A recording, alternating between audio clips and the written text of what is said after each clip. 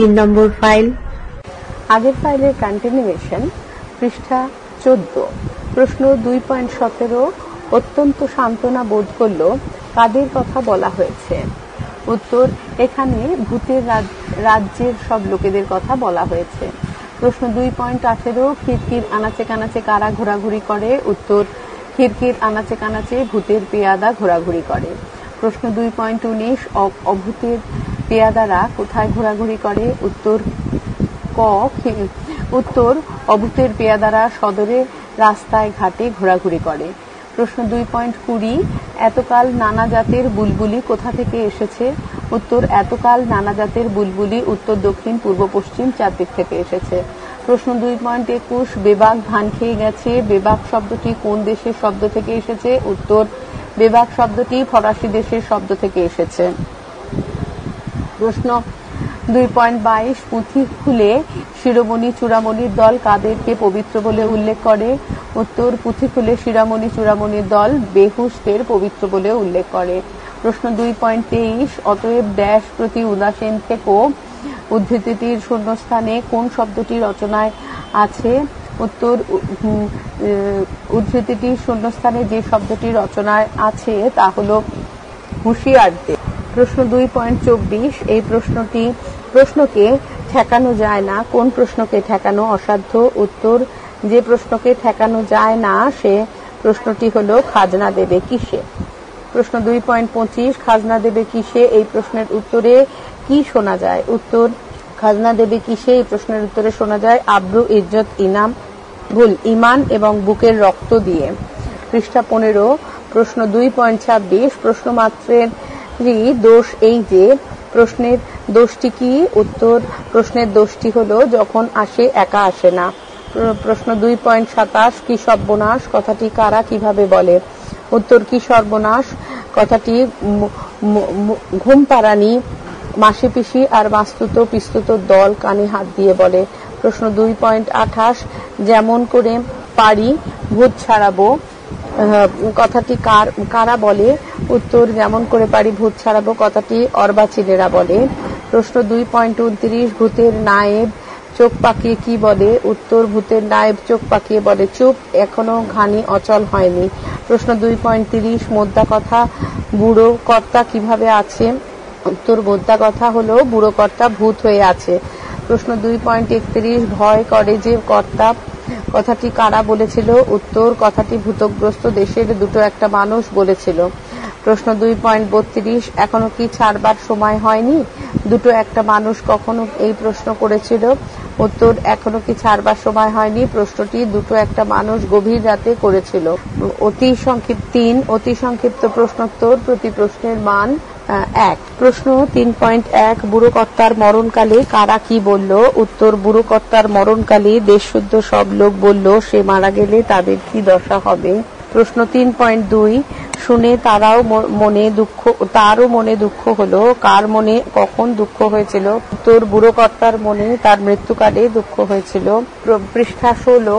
প্রশ্ন 3.3 বুড়ো কর্তার মনে দুঃখ হওয়ার সে কি ভেবেছিল? উত্তর, বুড়ো কর্তার মনে দুঃখ হওয়ায় সে ভেবেছিল সে গেলে দেশবাসীদের কে ঠান্ডা করে রাখবে।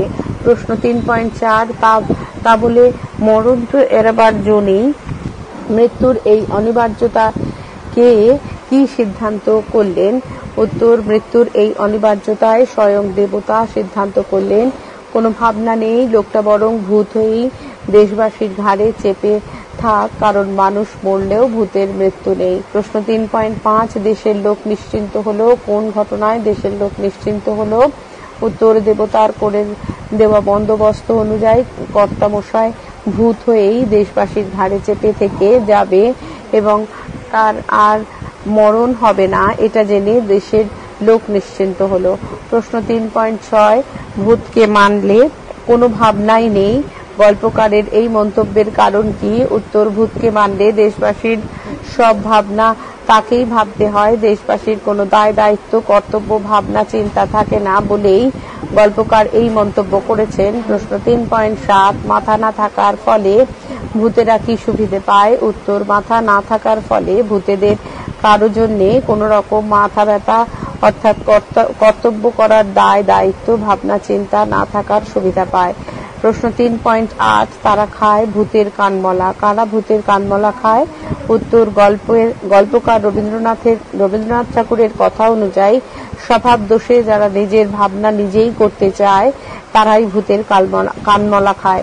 প্রশ্ন 3.9 ভূতের কানমলা সমস্যার উল্লেখ করো। উত্তর ভূতের কানমলা সমস্যা হলো এই, সেই কানমলা ছাড়ানো যায় না, তার থেকে পালানো যায় না, এমনকি তার বিরুদ্ধে কোন রকম নালিশ বা বিচার চলে না। প্রশ্ন 3.10 দেশের তত্ত্বজ্ঞানীরা বলেন। তত্ত্বজ্ঞানীরা কি বলেন? উত্তর দেশের তত্ত্বজ্ঞানীরা বলেন চোখ বুজে চলাই জগতের সবচেয়ে আদিম চলা, যাকে অদৃষ্টের চালে চলা বলা হয়। প্রশ্ন 3.11 কোন কথা শুনে ভূতগ্রস্ত দেশ আদিম আভিজাত্য অনুভব করে? উত্তর চোখ বুঝে চলাই যে আদিম, সেভাবেই যে সৃষ্টির প্রথম চক্ষুহীন কীটাণু চলত, এমনকি ঘাস ও গাছের মধ্যে যে সেই ধারাই প্রচলিত, এই কথা শুনেই ভূতগ্রস্ত দেশ আদিম আভিজাত্য অনুভব করে। প্রশ্ন 3.12 সেই জেলখানার দেয়াল চোখে দেখা যায় না, এখানে উল্লেখিত জেলখানার অবস্থান কোথায়? উত্তর উল্লেখিত জেলখানার অবস্থান ভূতগ্রস্ত দেশে। প্রশ্ন 3.13 ভূতগ্রস্ত দেশের জেলখানায় ঘোরানো ঘানির পরিণতি কি? ভূতগ্রস্ত দেশের যে ঘানি নিরন্তর ঘোরানো হয় তার পরিণতি অতি ভয়ানক, কারণ তার থেকে হাটে বিক্রি করার মতো সামান্যতম তেল বেরোয় না, শুধুমাত্র মানুষের সমস্ত তেজ বা শক্তি সামর্থ্য বেরিয়ে যায়। প্রশ্ন 3.14 মানুষের তেজ বেরিয়ে যাওয়ার ফলে ভূতগ্রস্ত দেশে আর কি থাকে?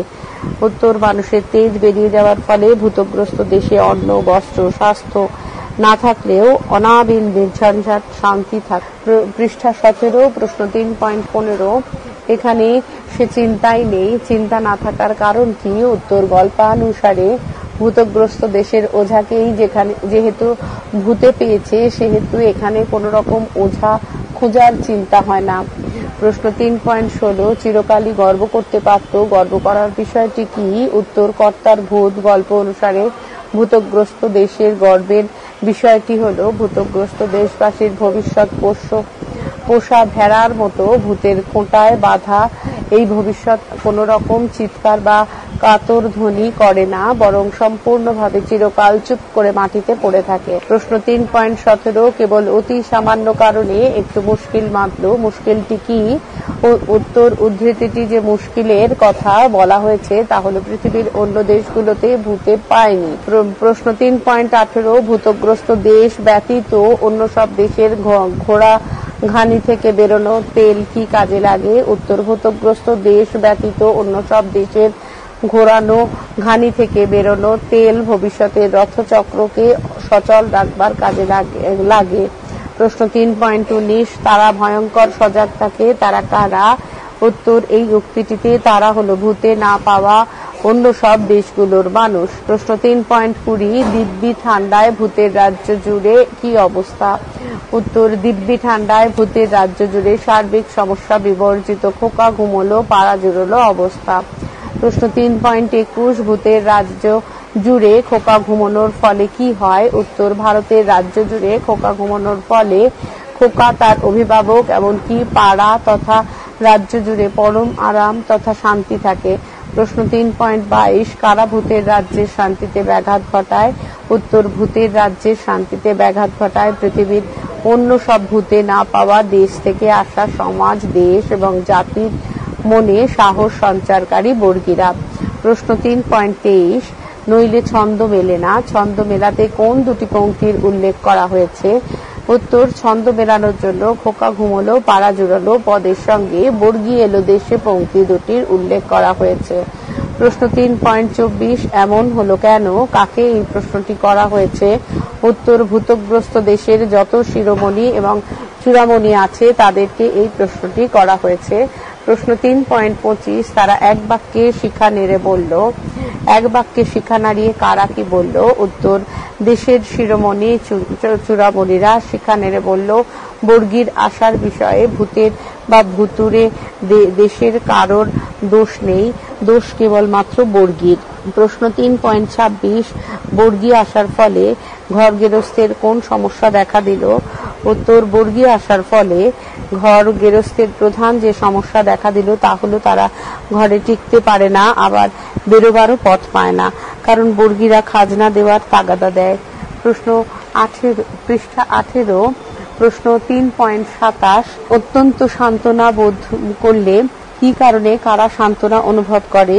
উত্তর, দেশে বর্গী আসার ব্যাপারে শিরোমণি এবং চূড়ামণিরা বলে এ বিষয়ে ভূতের বা ভূতুরে দেশ কারোরই কোনো দোষ নেই, সব দোষী বর্গীর। একথা শুনে ভূতের শাসনে পরম তুষ্ট দেশবাসী অত্যন্ত সান্ত্বনা অনুভব করে। প্রশ্ন 3.28, ভূতের পেয়াদা এবং অভূতের পেয়াদারা কোথায় ঘোরাফেরা করে? উত্তর, কর্তার ভূত গল্পানুসারে ভূতের পেয়াদারা খিড়কির আনাচে কানাচে আর অভূতের পেয়াদারা সদরের রাস্তাঘাটে ঘোরাফেরা করে। প্রশ্ন 3.29, কারো হুঁশ ছিল না, কোন বিষয়ে কারো হুঁশ ছিল না?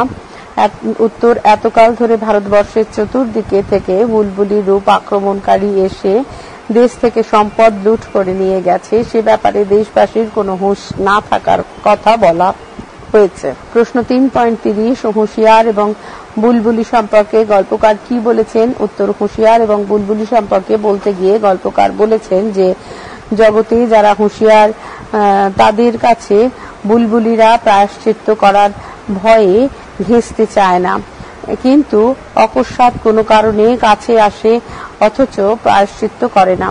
প্রশ্ন 3.31, পুঁথি খুলে বলেন, পুঁথি খুলে কারা কি বলেন? উত্তর, পুঁথি খুলে শিরোমণি এবং চূড়ামণির দল বলেন জগতে যারা বেহুঁশ তারাই পবিত্র, আর যারা হুঁশিয়ার তারা অসুচি, সুতরাং হুঁশিয়ারদের প্রতি উদাসীন থাকাই লক্ষণ, জ্ঞানীর লক্ষণ। প্রশ্ন 3.32, এই প্রশ্নকে ঠেকানো যায় না, প্রশ্নটি কি? উত্তর, যে প্রশ্নকে ঠেকানো যায় না বলে গল্পকার মন্তব্য করেছেন সেই প্রশ্নটি হলো যুক্তি বুদ্ধি দিয়ে জানতে চাওয়া কিসে খাজনা দেবে। প্রশ্ন 3.33, খাজনা দেব কিসে, এই জিজ্ঞাসার উত্তর কি? উত্তর উল্লেখ করাও, এই জিজ্ঞাসার উত্তর কি উল্লেখ করো। উত্তর, এই জিজ্ঞাসার উত্তর হলো আব্রু, ইজ্জত এবং বুকের রক্ত দিয়ে খাজনা দেব। প্রশ্ন 3.34, খাজনা কিসে দেওয়া হবে তার উত্তরগুলো কিভাবে কোথা থেকে আসে? উত্তর, খাজনা কিসে দেওয়া হবে তার উত্তরগুলো ঝোড়ো হাওয়ায় হা হা করে শ্মশান থেকে মশান থেকে আসে। প্রশ্ন 3.35, প্রশ্ন মাত্রেরই দোষ এই, প্রশ্নের দোষটি কি? উত্তর, প্রশ্নের দোষ হলো যখন সে আসে তখন একা আসে না, তাই তো খাজনা দেব কিসে এই প্রশ্নের সঙ্গে সঙ্গে এসে পড়েছে, তাহলে ভূতের শাসনটাই কি অনন্তকাল চলবে? প্রশ্ন 3.36, কি সর্বনাশ? সর্বনাশ বলতে কাকে বোঝানো হয়েছে?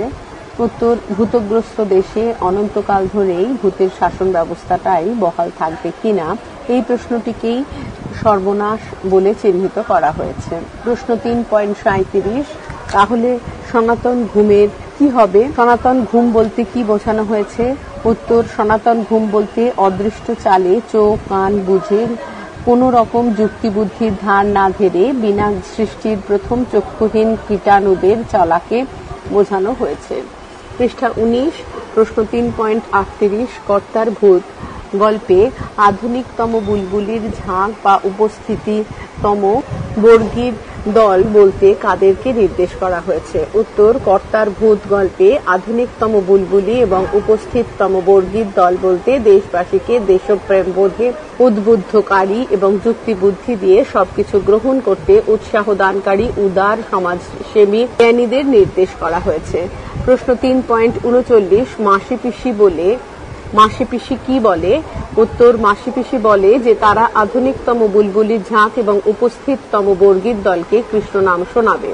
প্রশ্ন 3.40, যেমন করে পারি ভূত ছাড়াবো কথাটির বক্তাকে? উত্তর, কর্তার ভূত গল্প থেকে সংকলিত প্রশ্নোক্ত উদ্ধৃতিটির বক্তা হলো অর্বাচীনের দল। প্রশ্ন 3.41, এখনো ঘানি অচল হয়নি, বক্তার উল্লেখ করে একথার প্রভাবে কি হয় লেখো।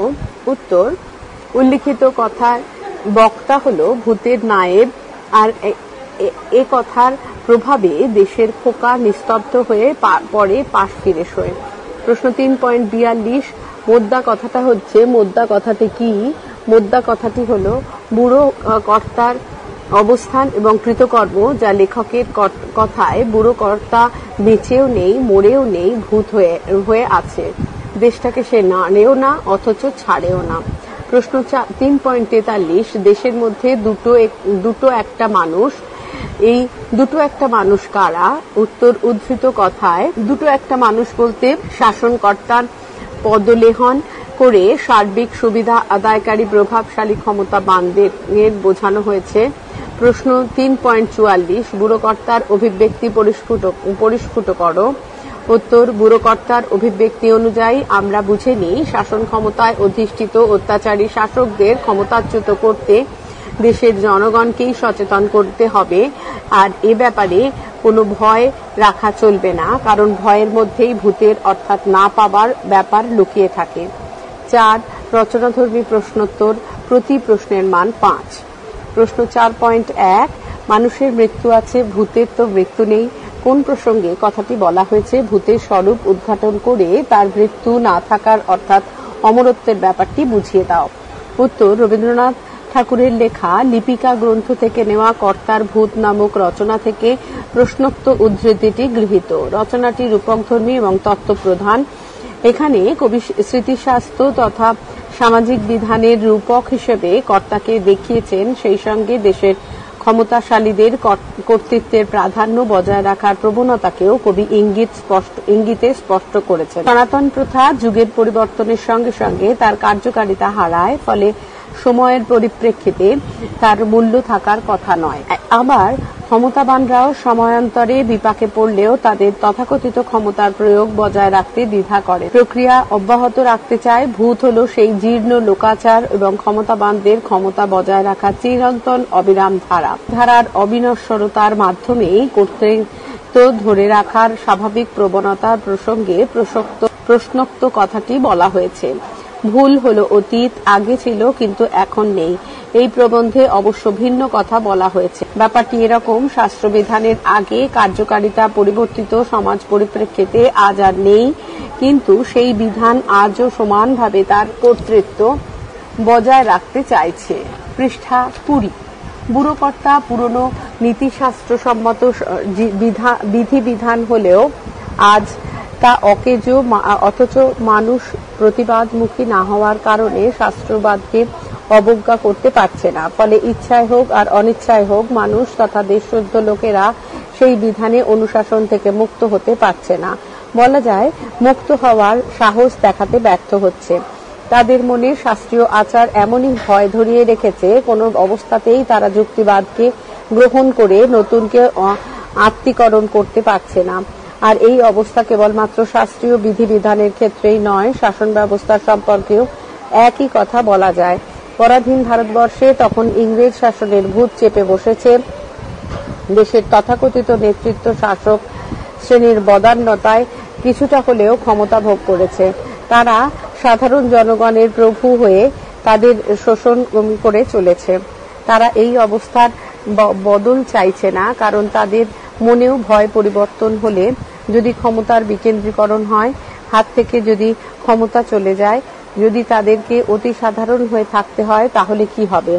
এই এত সংশয়, এত দ্বিধা নিয়ে তো ক্ষমতা হাতছাড়া করা যায় না। ফলে সন্দিগ্ধ চিত্তে তারা প্রধান শাসকের শরণাপন্ন হয়, তার কাছেই তারা ক্ষমতা কায়েম রাখার পরামর্শ চায়। সেও অবস্থা বুঝে তার ক্ষমতাকে চিরস্থায়ী শাশ্বত করে নতুন বিধানের মুখাপেক্ষী হয়। বিধাতা জানিয়ে দেয়, বুড়োকর্তা তার মৃত্যুর পর বরং ভূত হয়েই ক্ষমতা ভোগ করে চলুক। বিধানের দৈব বিধানে সেই শাসন ও শোষণ ব্যবস্থাই বহাল রইল।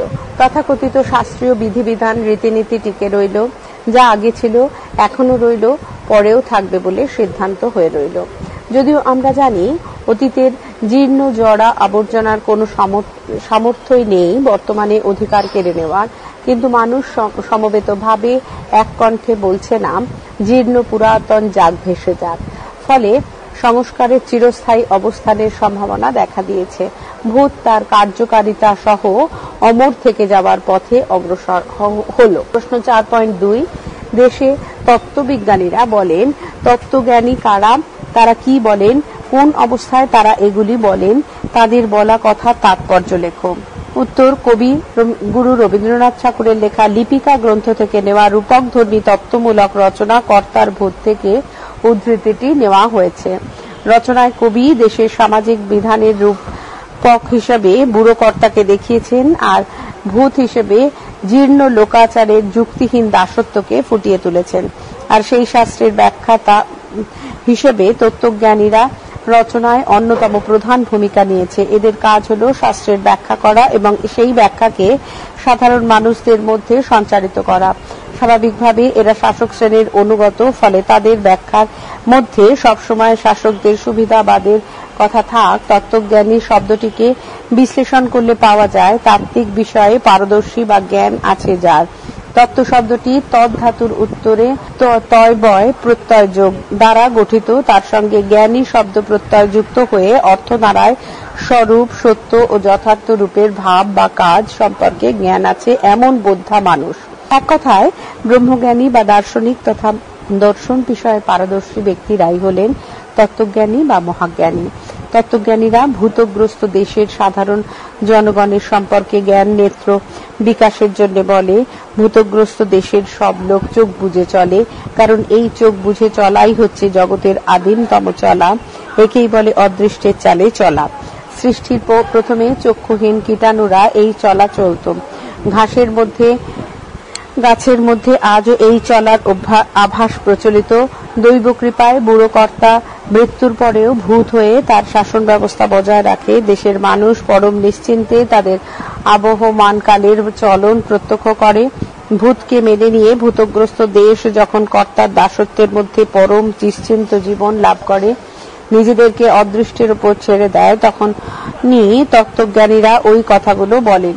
তত্ত্বজ্ঞানীদের বলা কথার তাৎপর্য, কর্তা জীবিতকালে তার বুদ্ধিমতে দেশের মানুষদের চালনা করতেন। দেশের লোকেদের যাবতীয় জীবন চর্চা তার নির্দেশ মতোই হতো।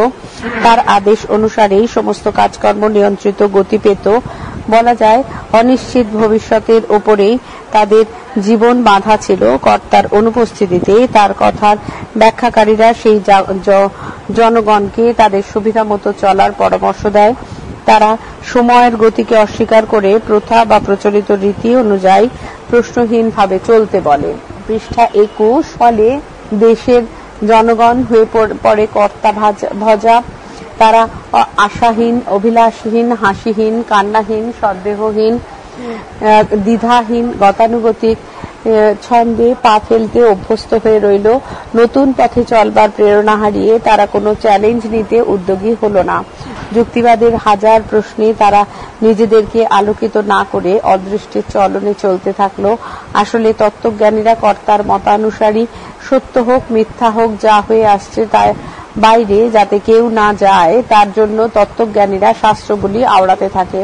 আর তাতেই ভূতগ্রস্ত দেশের মানুষ তাদের আদিম আভিজাত্য অনুভব করে। এতেই তাদের মহা আনন্দ।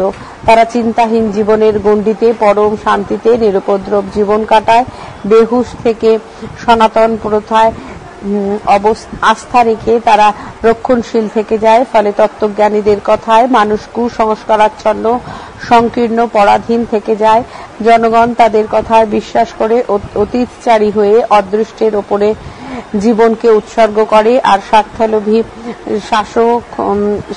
শাসকানুগৃহীত তত্ত্বজ্ঞানীরা এভাবেই তাদের তত্ত্বজ্ঞানের মাধ্যমে শাস্ত্রীয় বিধানের সবাইকে গতিহীন নিশ্চল চলনে বেঁধে রাখে। প্রশ্ন 4.3। ওঝাকে আগে ভাগে ভূতে পেয়েছে। ওঝা কাকে বলে? ওঝার স্বরূপ নির্দেশ করে গল্পানুসারে লেখকের উদ্দেশ্য পরিস্ফুট করো। উত্তর, রবীন্দ্রনাথ ঠাকুরের লিপিকা গ্রন্থ থেকে সংকলিত কর্তার ভূত রচনা থেকে উদ্ধৃত প্রশ্নোক্ত উক্তিটি ওঝা শব্দের অর্থ চিকিৎসক। তবে এই চিকিৎসকরা সাধারণ আর 5টা রোগের চিকিৎসা করেন না। এরা সর্পবিষ চিকিৎসক এবং ভূতগ্রস্তদের চিকিৎসক। আগের দিনে গ্রামের সাপে কাটা রোগী এবং ভূতে পাওয়া রোগীদের এরাই চিকিৎসা করত। অবশ্য এখনো যে করে না তা নয়। আধুনিক চিকিৎসা বিজ্ঞানের কল্যাণে এই শ্রেণীর চিকিৎসকদের এখন আর খুব বেশি দেখা যায় না, তবে প্রত্যন্ত গ্রামাঞ্চলে এখনো ওই ওঝাদের ওপর অনেকেই নির্ভর করে। ওঝা শব্দটির সংস্কৃত উপাধ্যায় শব্দের ক্রমবিবর্তনিক রূপ এমন: সংস্কৃত উপাধ্যায় উপ যোগ অধি যোগ হর্ষই যোগ ঘয় ইয় থেকে হচ্ছে প্রাকৃত, তার থেকে হচ্ছে উপজ ঝা অ, হর্ষ পয়াকার বর্গীজ ঝয় আকার অ, তার থেকে আসছে অপভ্রংশ উ অ জ ঝা অ, মানে হর্ষ অ বর্গীজ ঝয় আকার অ, তার থেকে আসছে প্রাচীন বাংলা উ অ জ ঝ অ, মানে হর্ষ অ বর্গীজ ঝ অ, এবং আধুনিক বাংলায় ওঝা ও ঝয়াকার। ওঝার কাজ বিষাক্রান্ত ব্যক্তি বা ভূতগ্রস্ত ব্যক্তির বিষ বা ভূত ছাড়িয়ে তাকে সুস্থ করে তোলা। কিন্তু যদি এমন হয় ওঝাকে সাপে কাটলো আর তার বিষ সমস্ত দেহে ছড়িয়ে গেল, কিন্তু তাকেই ভূতে পেয়ে বসলো, তবে সে তার স্বাভাবিক কাজ করতে পারবে না, বরং তাকেই ভূতগ্রস্ত ব্যক্তির আচরণ করতে হবে।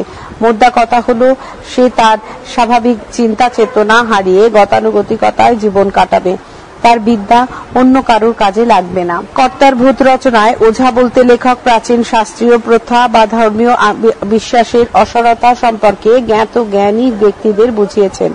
যদি ক্ষমতাদর্পী সাম্রাজ্যবাদী শোষকদের কথা বলা যায়, তাহলে এই ওঝা তখন হয়ে যায় শাসক শ্রেণীর উচ্চপদস্থ কর্মচারী। এই শ্রেণীর মানুষদের কথা দেশের সাধারণ জনগণ শোনে এবং তাদের আহ্বানে দেশের আপামর জনসাধারণ একত্রিত হয়। তখন সম্মিলিত জনশক্তি সব বিরুদ্ধ অমানবিক প্রথাকে ভেঙে চুরমার করে নতুন ভাবে চিন্তা ভাবনা অবসর পায়। তারা আত্মশক্তি সম্পর্কে অবহিত হয় এবং সার্বিক মঙ্গল চিন্তার মাধ্যমে কাজকর্ম করার সাহস পায়। তাদের মনের ভয় দূরীভূত হয়। প্রাচীন সংস্কার বা কুপ্রথার স্বরূপ সবার কাছে তুলে ধরতে এই মানুষদের ওপরই লেখক ভরসা করেছেন। কিন্তু বিধি বাম তারা নিজেরাই আত্মস্বার্থে নিমগ্ন বলে উচিত কর্ম করে না, বরং তারাই কর্তার ভূতের নির্দেশে সবকিছু মেনে নিয়ে নিজেরাই কর্তার ইচ্ছায় কর্ম করে চলে। লেখক ওঝাকে যুক্তিবাদী দার্শনিক নবজাগরণের উদ্গাতা হিসেবে দেখতে চান। পরিবর্তিত সময়ের অনিবার্য গতির সঙ্গে দেশের মানুষদের সব বিষয়ে সচেতন করে তুলুক এই জ্ঞানী বোধধারা। কবির এটাই প্রার্থনা, সেটাই চাওয়া। লেখক মানবতা প্রতিষ্ঠা চান যুক্তির মাধ্যমে সমস্ত মানুষ সবকিছু গ্রহণ করুক, তাদের মনের ভীতি দূর হোক, তারা সাহস সঞ্চয় করে দুঃসাহসী হয়ে উঠুক। মনুষ্যত্ব বিরোধী শক্তিকে সমূলে উৎপাটন করার ধী শক্তি এই ওঝা তুল্য রাজকর্মচারীরা কিংবা শাস্ত্র সত্য ব্যাখ্যাকারীরা সবার মধ্যে নিয়ে আসুক। কবির এটাই প্রত্যাশা, কবির এটাই উদ্দেশ্য। পৃষ্ঠা 22, প্রশ্ন ভুল। পরবর্তী অংশ পরবর্তী ফাইলে।